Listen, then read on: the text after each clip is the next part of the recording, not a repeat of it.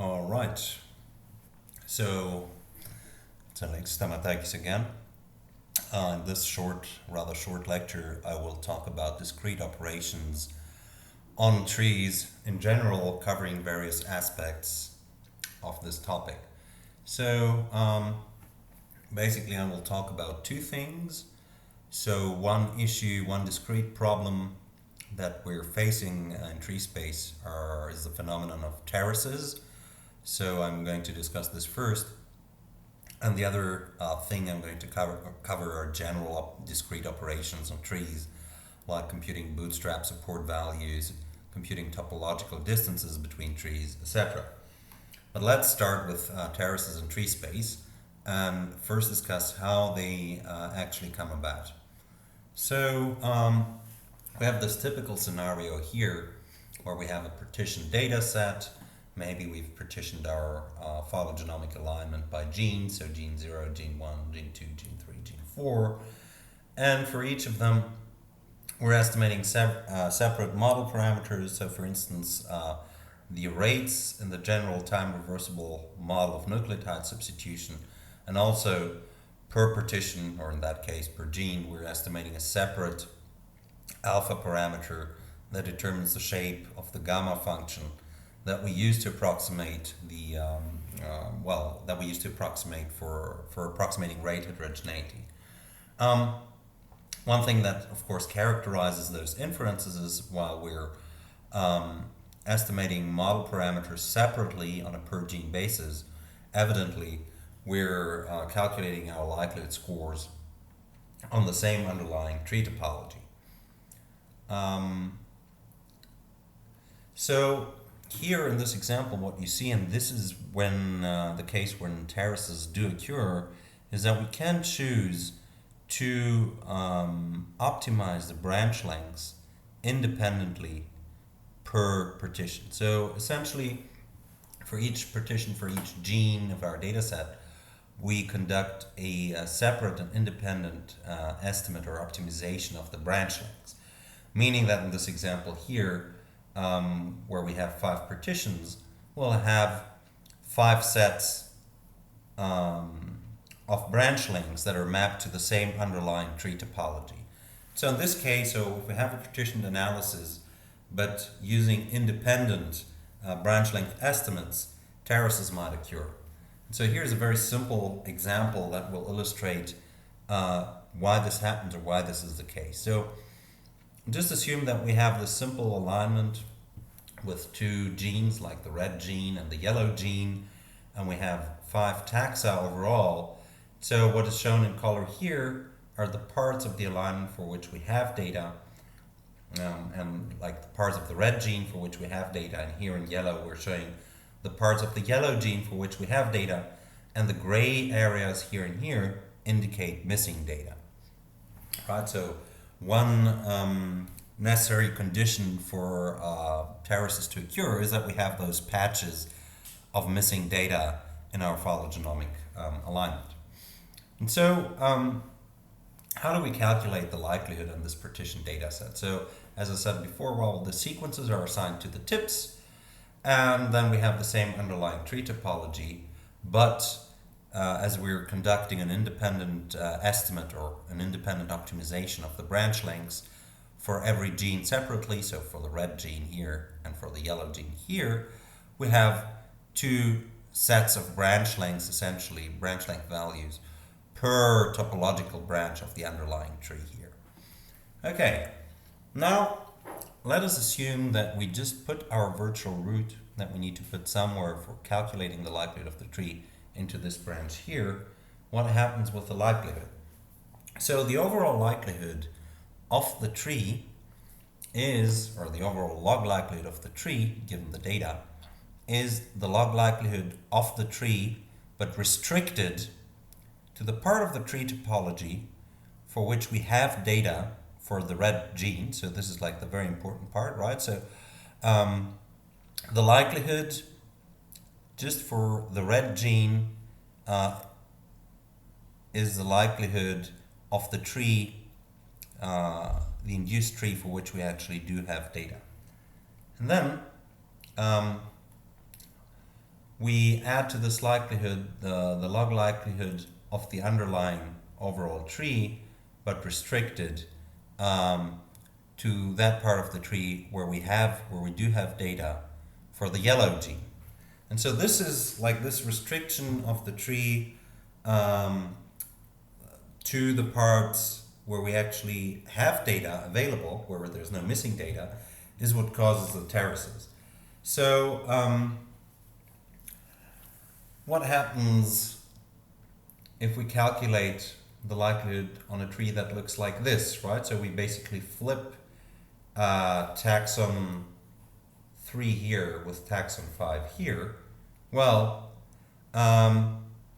it's exactly the same likelihood, because the induced trees for the parts where we have data for the red and for the yellow gene are exactly identical, right? So it's just like we're calculating the likelihood again for those 3 taxon trees that do not change. So what happens here is that all 15 possible binary unrooted trees for those 5 sequences that we have here in this very simple example have exactly the same likelihood score. So because of the pattern of missing data in our input alignment, so let's look at this again. Here, because of the pattern of missing data here, and because we only have like 5 sequences, all possible trees are equally likely. So I have exactly the same analytical likelihood score. And this, of course, causes a problem because we cannot distinguish between those 15 trees. Right. And so one way to visualize that is that we have those terraces in tree space, that essentially we maybe did a maximum likelihood search and ended up in this tree here. But this tree might actually reside on a terrace of tree space, so this is like the absolute peak of our tree space that we will typically never reach. But this tree here might actually reside on a terrace of tree space and may not be the only tree with that exact same likelihood score, but there could be thousands or even millions of trees that are also residing on this terrace. So this actually means that that we shouldn't display this one single tree, because this is just a product of chance. Once we get to such a tree and our search terminates, we should actually take this tree and check if it resides on a terrace. Okay, so basically here is a summary of terraces. So we've already arrived at the summary. Essentially, in statistical terms, what that means, the existence of terraces, is that we have a so-called identifiability problem. This means that different values of the parameters we're trying to estimate, so in our case, different values of this tree parameter, may yield exactly the same likelihood score. So we cannot really distinguish between possible solutions by our likelihood function. Right, and so this is what I just said. So different parameter values, different tree topologies yield exactly the same analytical likelihood score. And I'm emphasizing analytical here because in practice, due to slight numerical differences, slight deviations, accumulated round-off errors, etc., because we're operating on machine numbers and not on real numbers, so in practice, the scores, even for trees residing on a terrace, might be slightly different. So that's why we actually need some sort of discrete methods that can tell us if the tree that we found resides on a terrace or not. So one thing that came out of an empirical dataset study is that, well, trees and datasets that exhibit terraces are more frequent in published empirical studies than you might think.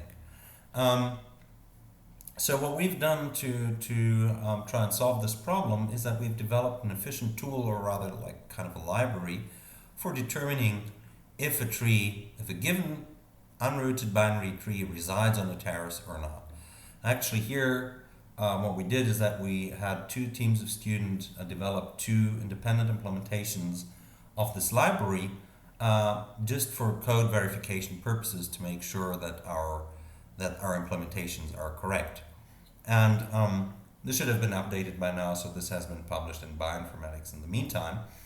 And the good news is that, well, this has also been integrated into RAGXML NG and into IQ-Tree, right? So they offer an option where you can just check your final maximum likelihood tree, the one returned by your search, where you can just check if it resides on a terrace or not.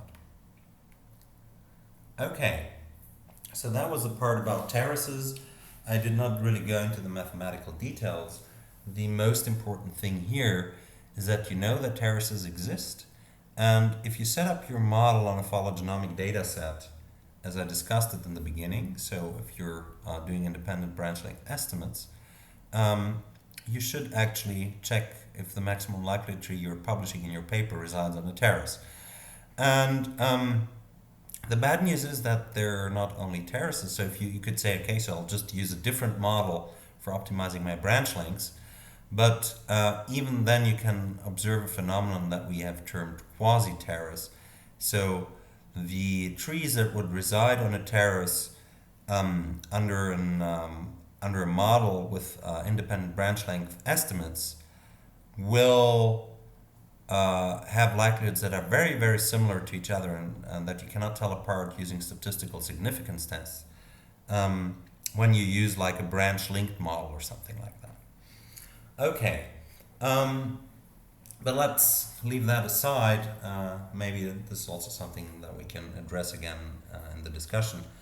And let's talk about discrete operations on trees, and I'm just going to present in the following. So, of course, one classic application scenario for discrete operations on trees is when you want to compute bootstrap proportions, right? Just to remind you what bootstrapping is, you have your original alignment, and then you do like a perturbation of this original alignment. So you sample alignment columns with replacement until you've generated bootstrap alignments that have the same length as the original alignment, although of course a slightly different column composition. And then you take each of those bootstrapped alignments and infer a bootstrap tree. And now the question is, well, you know, if you have like a best known maximum likelihood tree and you have a couple of bootstrap trees, how do you compute the bootstrap proportions or bootstrap supports for inner branches, for all inner branches of the reference tree, right? And so here, what is very important to know is actually that bootstrap support values always refer to branches of the tree and not to the nodes of the tree, right? So this is one important thing to know. And so talking about branches of the tree, they are also in more mathematical theoretical terms called bipartition. So what is a bipartition? Bipartition essentially means that we're going to a branch of a given tree, just cutting it, and we'll get like a bipartition, a split into two disjoint sets of the taxa contained in our tree. So the first type of bipartition is this kind of trivial bipartition, right? So just cutting the branches leading to terminal taxa in our tree. And the reason why they're called being called trivial is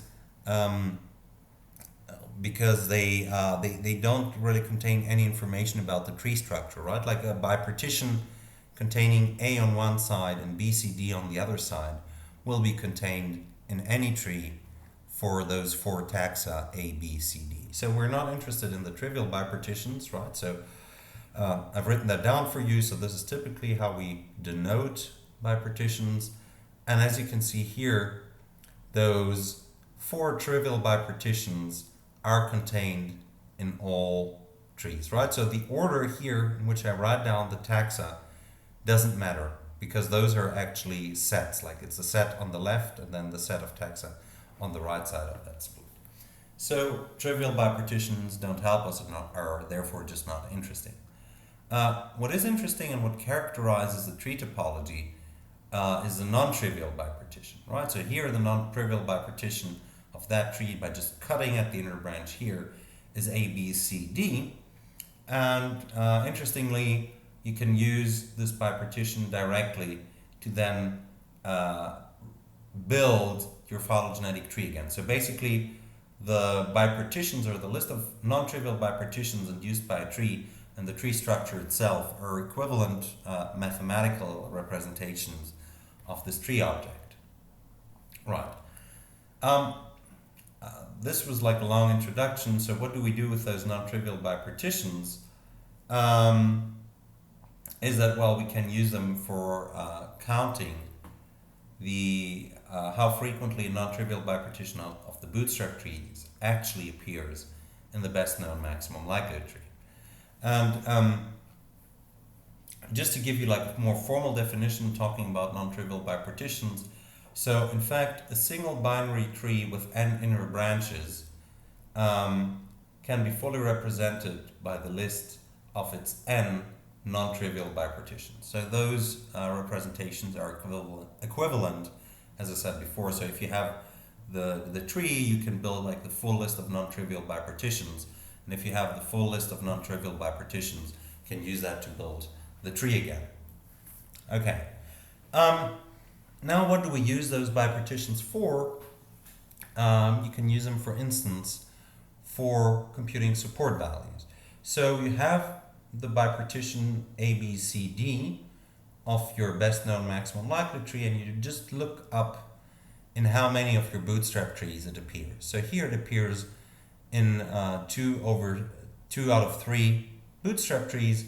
So the support for this inner branch is essentially 2 over 3.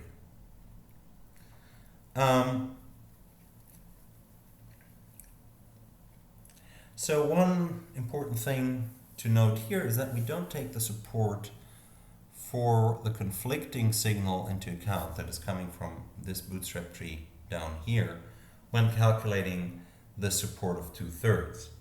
However, it might be a good idea to correct this number, the 66.66%. We might want to correct it by penalizing it by the conflicting signal we're getting, right? So because this is somehow very positivistic, that we say, okay, so this is the signal I get for this branch, but I'm not taking into account the conflict of signal that's provided by this tree down here.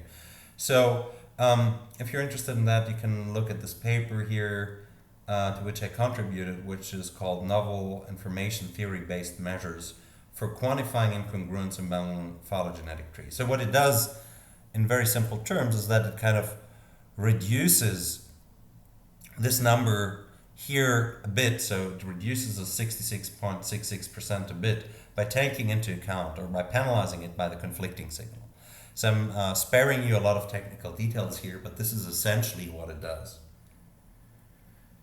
Okay, then another question is, so here we were interested in drawing the bootstrap support on a given reference tree, but how else can we summarize bootstrap trees?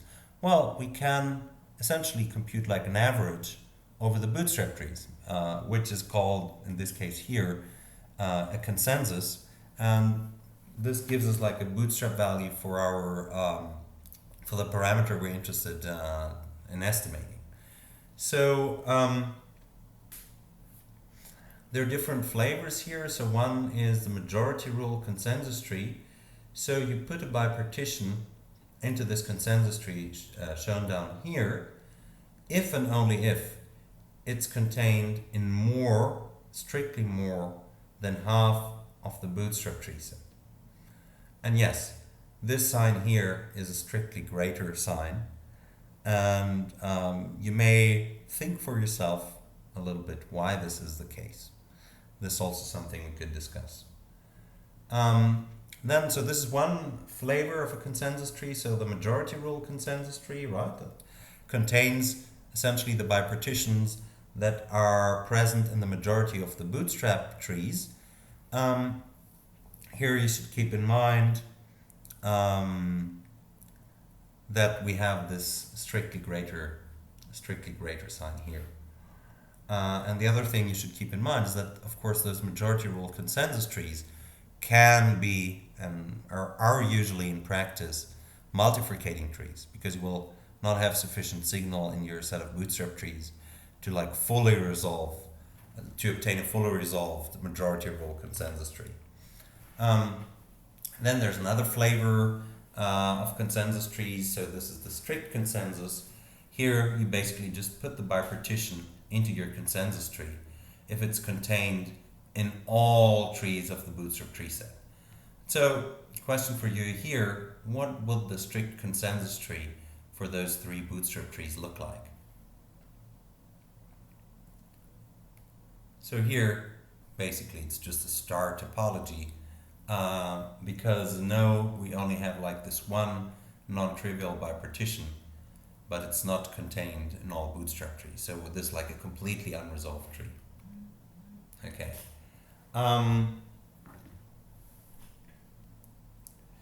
Now let's consider the Robinson-Fools distance, right? That allows us to compute the topological distance between 2 trees.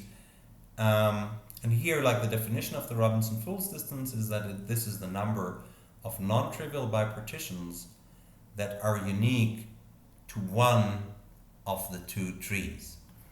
Right, so basically you compute how many non-trivial bipartitions are contained in one tree, but not the other. And then you go to the other tree and count how many non-trivial bipartitions are contained in this tree here that are not present in the other tree. And so the Robinson-Fools distance is actually a metric, so it fulfills all the properties that we know from metrics. So here we see that we have 2 unique bipartitions per tree, right? So those trees actually do not share any non-trivial bipartition. So here we have D, E, A, B, C. This is not contained in this tree. And then we have C, B, A, D, E, which is not contained in this tree. So that's the left tree. Then we have the non-trivial bipartitions of the right tree, meaning that overall we have 4 non-trivial bipartitions that are unique to one of the 2 trees. So the Robinson-Fools distance here is 4. Now that's just a plain number, which is not very helpful. Can we also compute a relative value? And what should this relative value be here? So this is a question for you. So if we want to express this in percent, what is the value it should give us for those 2 trees here? Should it be 100%, like 100% different, or something else? So this is something to think about here. Right.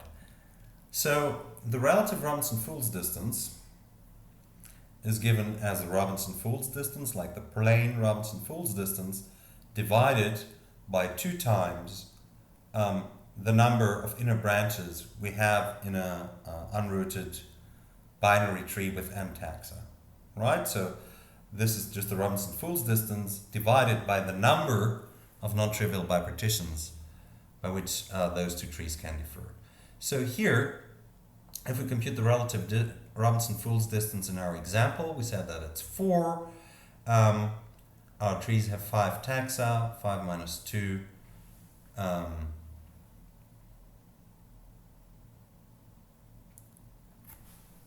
5 minus 3, so there's an error in the slide here, is 2. 2 times 2 is 4. This means that those trees are totally different, right? So we get like a Robinson-Fools distance of a relative Robinson-Fools distance of 1.0. Right, so now here is like a little exercise for you. What is the Robinson-Fools distance between those 2 trees here? So now would be a good time to pause the lecture, get pen and paper out, and just do the maths yourself. Right, so I will actually not give an answer to that, but continue with the weighted Robinson-Fools distance. So a way to refine the Robinson-Fools distance is to say that, well, my non-trivial bipartitions have different weights or should contribute differently to the Robinson-Fool score depending on the level of support they have. So suppose that you have two alternative maximum likelihood trees for which you have computed bootstrap supports, and here each non-trivial bipartition comes with some sort of support value. So here the definition of the weighted Robinson-Fool's distance is that this is the sum of the bootstrap support of the non-trivial bipartitions that are unique to one of the two trees. So here we see that we have one incompatible split, and so we add 0.35, so that's the split DE with the rest of the tree that is not contained here, and 0.4, which is a split AE that is not contained in this tree. So the idea here is that the weighted Robinson-Fool's distance better accounts for bipartitions, for differences in bipartitions among trees that we're not so confident about anyway. Okay.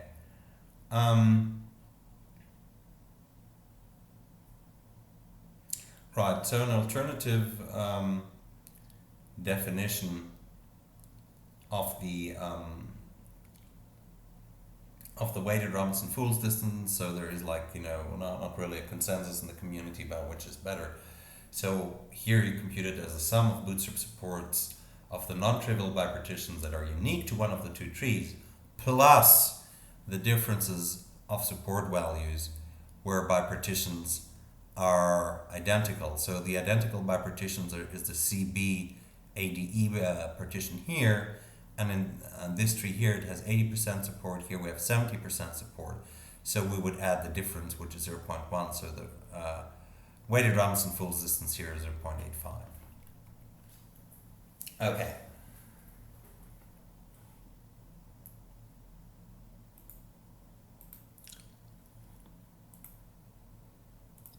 So another thing that I wanted to talk about is bootstrapping again. So one key question about bootstrapping is, well, how many bootstrap replicates do I actually need to do? Do I need to do 100? Do I need to do 500? Or do I need to do 1,000 bootstrap replicates? And so it's not really relevant that this is like an embarrassingly parallel problem, but the question really is, how many bootstrap replicates do I need to do? And like your gut feeling would be that this must somehow be dataset dependent, right? Like if I have a dataset with weak signal, I really need to do a lot of bootstrap replicates. But if I have like a dataset with very strong signal, let's say 5 entire genomes, then I probably only need to do like maybe 20 or 30 bootstrap replicates to get like an efficient approximation. So this is what I just said. So how many times we are doing bootstrap actually depends on the data set. Here I'm just giving you like a short overview of a paper we did like many years ago. I think it's been over 10 years ago, dealing with how many bootstrap replicates are really necessary and coming up with criteria that allow you to determine how many bootstrap replicates you need to do.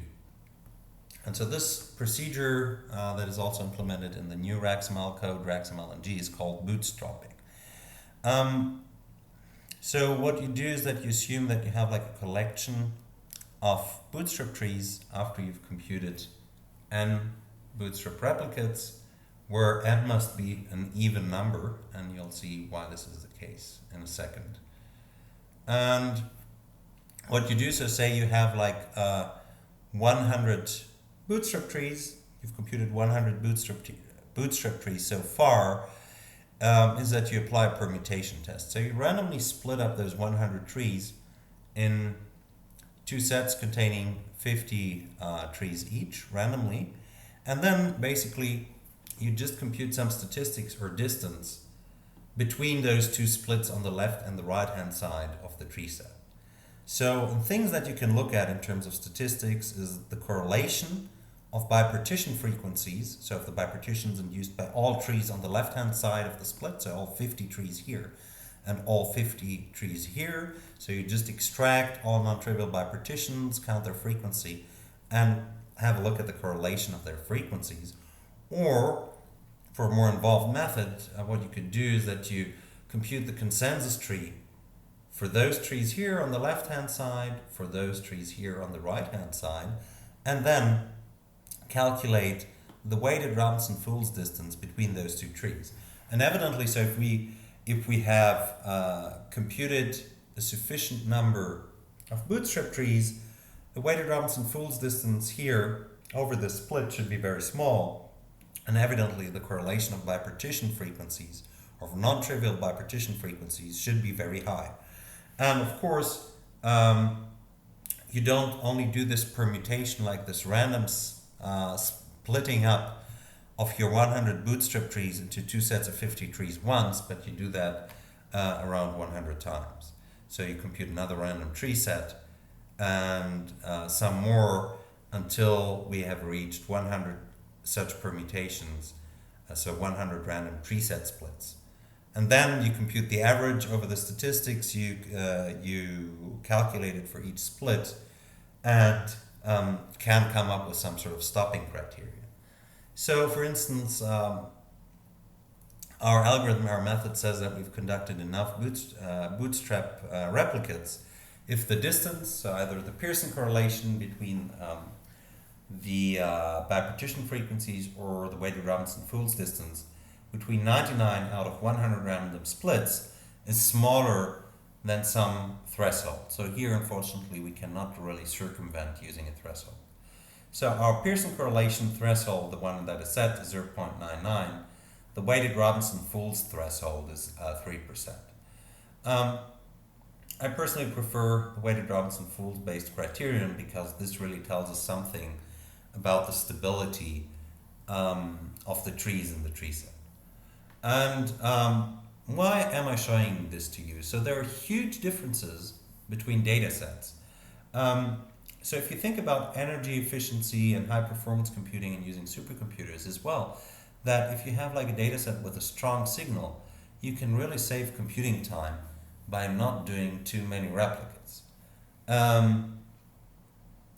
Another very important thing here is that, if your data set is really problematic, you can actually detect if something is wrong with the signal in the data set when you have to do too many bootstrap replicates.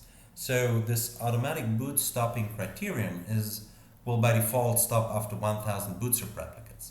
And so if it hasn't really converged or told you that it has done enough bootstrap replicates after having inferred 1,000 trees, then there might be something wrong with your data set. So the methods that are being used here, as a side note, are somewhat similar to MCMC convergence diagnostics that we use. And of course, Bastien will not talk about these, but so this is left over from a previous slide. Okay. Some more recent stuff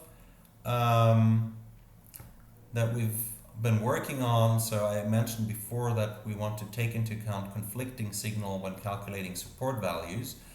But we do, when we want to do that, we do often have issues with partial gene trees, right? So if you build a species tree, but you only have partial gene trees, so gene trees with missing taxa, quantifying this conflicting signal was difficult. So we have recently introduced a new solution that essentially uses the induced quartets of every gene tree instead of bipartitions to calculate the support. So you can look this up if you're interested in more advanced methods.